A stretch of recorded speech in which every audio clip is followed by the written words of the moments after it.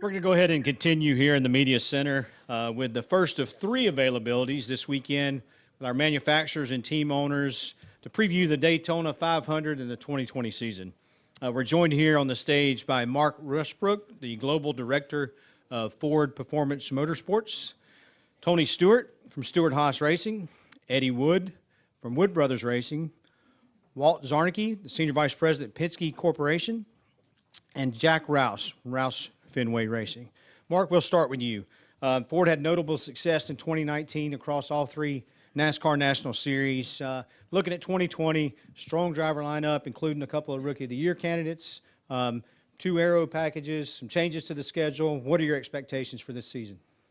Yeah, we're really excited to be back here and racing again. And as you said, the success in 2019 with the wins that we had, with the first year that we had with the new Mustang, to now be back second year with that Mustang. The teams have all been working really hard through the off season, taking advantage of the tools and advancing the aerodynamics of that Mustang, the chassis setup using the simulator. I think we've had more time in the simulator in this off season than we have ever before. And from what we've seen so far here at Daytona, I know it's early, but saw a lot of good speed in the cars, really good teamwork across the four drivers, and communication across the team. So we're excited about that. Some changes in the teams with the driver lineup and the crew chiefs. I think it's been a win-win from everything that we've seen, lining up the right people, the right crew chiefs with the right drivers, and seeing that pay off this season. And certainly with the success that we had with Cole Custer and Stewart-Haas stepping up from Xfinity to Cup this year, excited about that. And then even in the Xfinity series, to have Austin Cindric back and Chase Briscoe back running in that series, a lot of excitement there, and looking for some success out of those guys. Thank you, sir. For each of the owners, I'll ask you each to respond to this. You all four have great legacies in the sport. You know how important it is to have a great partnership. Can you talk a little bit about how you've worked with Ford to build successful programs and what your expectations are for the 2020 season? And we can start with you, Jack. We're anxious to take advantage of the many tools in Ford's great toolbox. This is my 33rd year of coming to Daytona for the 500 here. And I look forward to bringing Chris Buescher and Ryan Newman and having some success. Jimmy Fennig has done a nice job with the cars. Doug Yates has done a great job with the engines. And it's just a matter of getting the right teamwork with everybody pulling together and being willing to accept the reality that if they can't win on a given day, they can help another Ford driver win.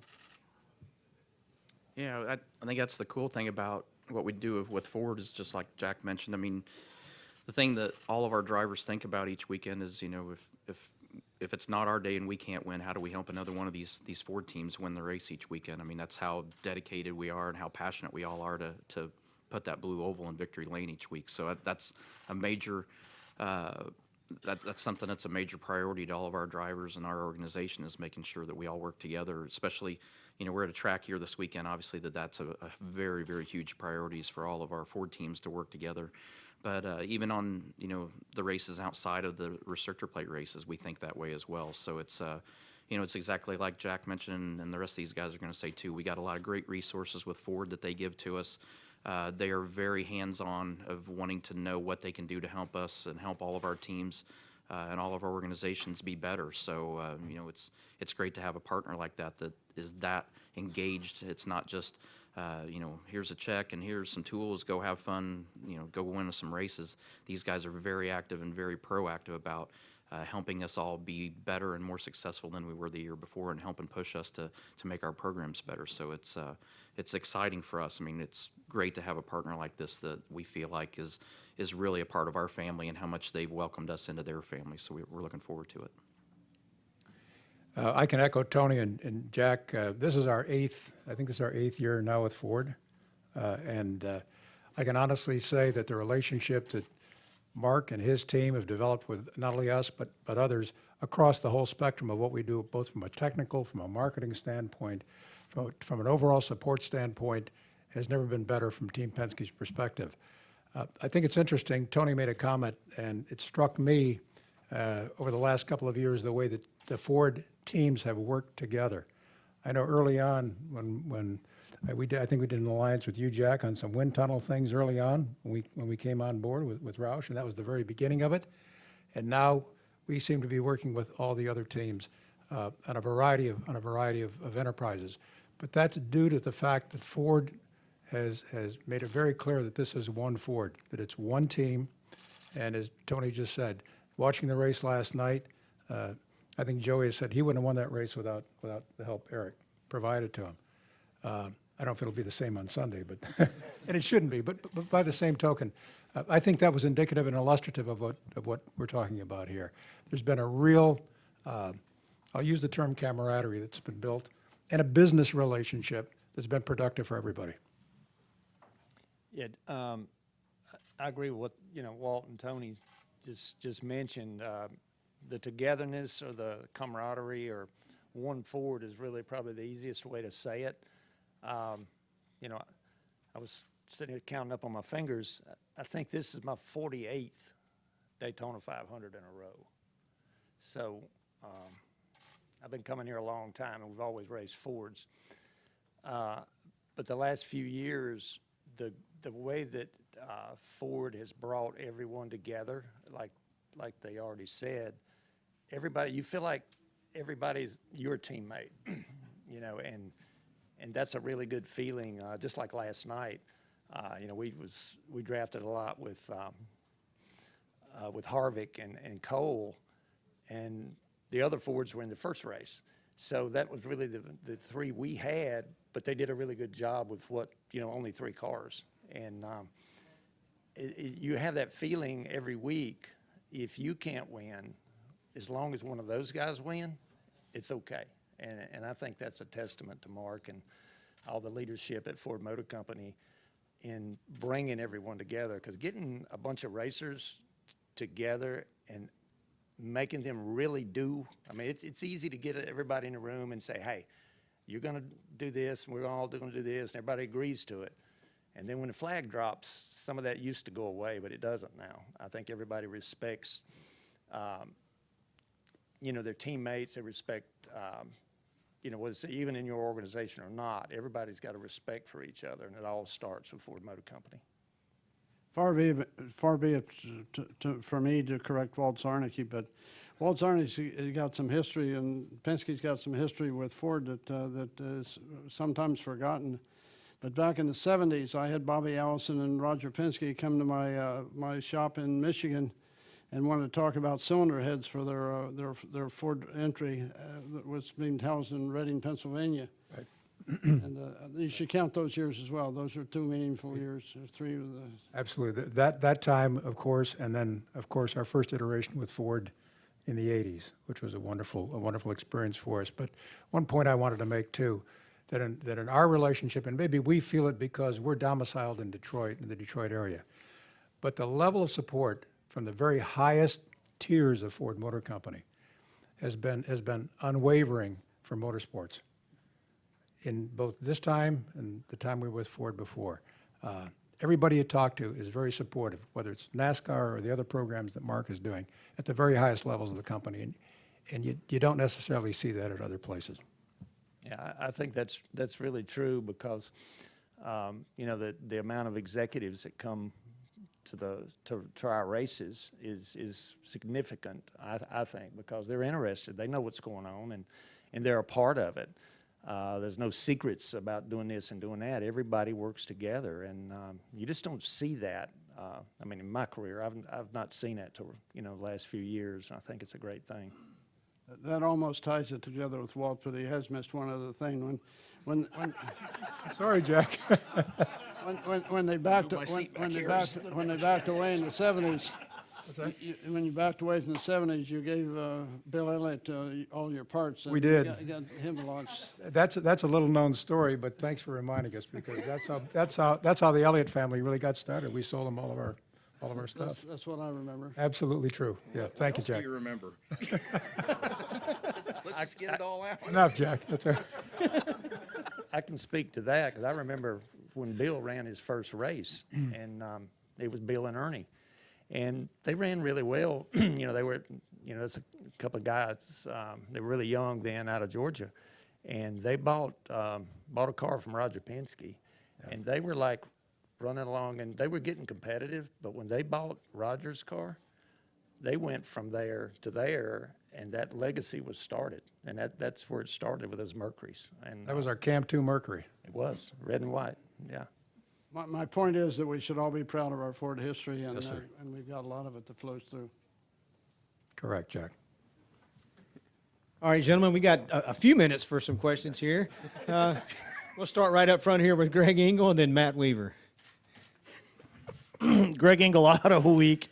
I don't know how we could top that, but with the schedule changes that are anticipated and the new next gen car and all that, what are the significant challenges you think that teams face in, say, the next 5 years? It's right up your alley. Well, I think that, first of all, we're excited about the new generation of cars. When it was first presented to us here some time ago, I think everybody was pretty open-minded about it. I really believe that. And one of the things I liked about the development and what's taken place so far is how NASCAR got the teams engaged and involved and the OEMs from the very beginning. So it was not an afterthought. I think it remains to be seen. Obviously, we haven't competed with the car yet. We've only run it one time. Joey's given us some positive feedback about it. But we're excited about the prospects for what the car will bring, both from a technical standpoint and from a marketing standpoint as well. In terms of some of the other challenges that the sport faces, I don't think those are going to be any different here in the next 12 to 24 months. The same things we've been looking at. We've been looking at our demographics. We've been looking at the marketing. We've been looking at schedule, TV, all those things. I don't think those are going to change here in the next 12 to 24 months. Having said that, though, I think we've reached a point where we are on an upward trajectory as a sport. And I think we've seen the nadir of the sport here in the last couple of years.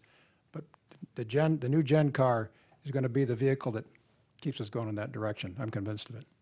Yeah, I think it's done for the right reasons. It's, trying to help the sustainability of the teams to be able to compete in the sport. And it's time to bring this car to a more current type of vehicle that's more relevant to what you're seeing on the streets. So it's a huge project, obviously, not only for Ford and all the Ford teams, but for everybody that's in the sport. This is a very major undertaking to try to go through the development of this car in a very short amount of time. So a lot has to happen during this calendar year, but I think at the end of the day, it is done with the right intention and the right reasons. And I think for the sustainability of the sport, it's the right direction. So I feel like it's a good thing. One of the things that I see that it's done is it's created a scenario with the promise or the prospect of making these teams economically viable. The problem we've had in the last at least decade or 2 decades is that you couldn't figure out how to take somebody that had not been involved with the sport, that didn't already have some equity in it, and how to make him a team owner. And because the income was and the expenditures were upside down, but with the changes they've made and with eliminating some of the needless development that's going on components that don't add to the quality of the race, we've got the prospect of putting the thing back on track. Jack, it wouldn't surprise me, just to underscore what Jack said. In fact, I had a conversation with someone earlier today about it. It wouldn't surprise me in the least to see new teams get into the Cup Series as a result of the next gen car. Because the economics are going to become more workable, we believe. We'll go right up front to Matt Weaver, then over to Al Pierce. Matt Weaver, Auto Week. It's an Auto Week train here if Al's going to jump in afterwards. But no, kind of on that note, Greg asked a very similar question to mine, and Jack answered part of what I was going to ask. But the notion of a profitable race car sounds kind of wacky to anyone that's been at racing in any level. How does NASCAR create a race car that is economically viable at the highest level of a sport? Because I remember with the car of tomorrow, the idea was we're going to have a car that you can take from a super speedway, a road course, and a short track, and that wasn't what ended up happening. So how do you guys in NASCAR work together to create a car that is economically viable and profitable? Let me make the example of the roof flaps. We had the problem with the cars rolling over back in the before the turn of the century here, and they came out with the necessity to design some roof flaps. So we did roof flaps that lasted for 10 years, and there was no development for 10 years until we made the change for the car tomorrow. And there was the same design level, the same level of quality. It didn't add to the cost of, teams didn't have to pay to be competitive in developing roof laps. We need to look at the whole car like that, the aero, the kinematics, the safety, keep safety at a high note, and just stop all this needless development of things that don't add to the quality of the show. And then we've got the prospect of things falling in line from a cost point of view. We'll go to Al, then Lewis. Yeah, Al Pearson, Auto Week. Tony, you are relatively new to Ford racing. Tell me your best recollection of Edsel B. Ford and what he's done for your team and how you and Edsel react or interact. He's kind of like a father figure when he shows up at the racetrack, and that's what I like about him. I mean, he doesn't just show up and walk around and shake people's hands. He knows exactly what's going on. If he doesn't know, he's asking a lot of great questions about where you're at that weekend. But he's very engaged in what we're all doing, and that's the one thing that I think, from my perspective, keeps me excited about the Ford program, is that, like Walt said, from the top on down, everyone is engaged, everyone's participating, everyone's a part of what's going on with what we do at this level. So when Edsel shows up, it's like God shows up at the racetrack, and he knows everything that's going on when he gets there. And I'm sure he's got a lot of other responsibilities other than this race program to worry about, but he is extremely engaged with what we do here, and he's very passionate about motorsports, and it shows when he gets here. I mean, everybody on the program is excited to see him when he shows up, whether it's at the race shop or whether he shows up at the racetrack. When Edsel shows up, he's got everybody's undivided attention, and everybody's excited to see him. We'll stay over here to the left of Lewis. Thanks. Louis Frank of Reuters. For Mark, we've had this discussion about cooperation, but teams need to win, especially under the point system where a win moves you up. At what point, if any, are you, let's say, less reluctant rather than happy to see two Ford teams just, going for the win, fender to fender, banging wheels, et cetera, et cetera? Well, I'm certain that it's better to see two Ford teams banging fenders for the win than two Toyota teams or two Chevy teams. I'm certain of that. So, no, we tell our drivers, we tell our teams that we want them to win. They need to be out there racing for themselves. Absolutely, right? That's why they are in racing as teams and as drivers. But there is also got to be a consideration for not just driving for themselves, for the teams that they drive for, but also the manufacturer that they drive for. And that's the opportunity that we can provide with our One Ford family approach to this. And especially a race like the Daytona 500, you got to get to the end. And if you can help each other get to the end and then race each other for the win on that last lap, last two laps, last half a lap, that's what really matters.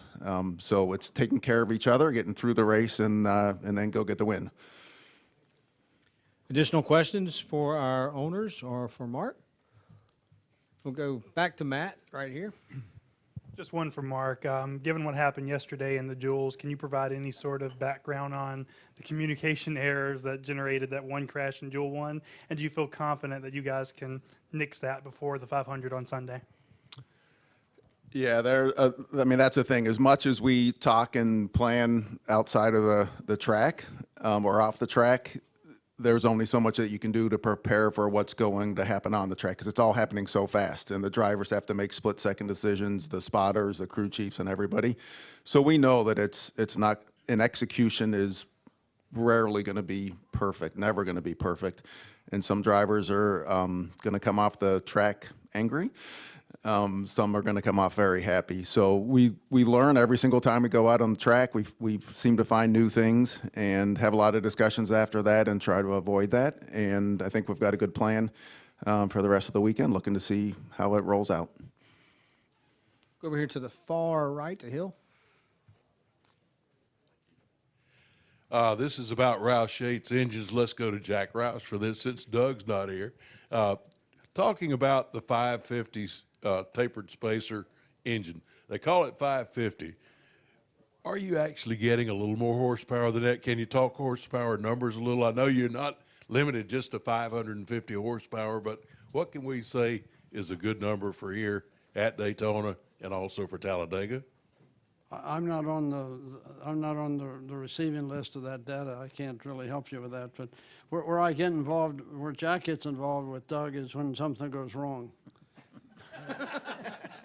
And we have a discussion about things that the history has a way of repeating itself, and so we just need not to be repeating some of the things that haven't worked for us in the past. So he's looking over his shoulder, over his back, and I'm looking over his shoulder to make sure that we keep it right. And as far as the power numbers are concerned, our Ford engines have historically done very well in the comparisons, dyno comparisons, and I would put my money on them going forward. I have, in fact. Well, gentlemen, with that, thank you for your time this afternoon, and good luck this weekend in the Daytona 500. Thank you.